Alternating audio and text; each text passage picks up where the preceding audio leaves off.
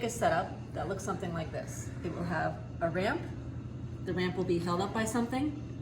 You will have a paper folded piece of index card, which we'll call the paper dragon. You will have a marble, and you'll have a tape measure on the floor that starts from the fold of the dragon and goes out. And we're on the centimeter side of that tape measure.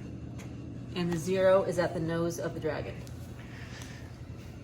And the big idea is that by rolling the marble from somewhere on the ruler, it will hit the dragon and make the dragon go a certain distance.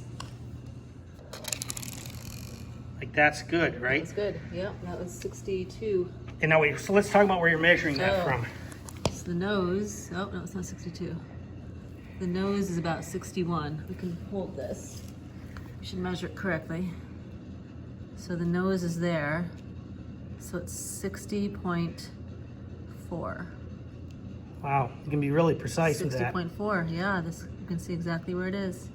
60.4. 4 little millimeters after the 60 centimeter line.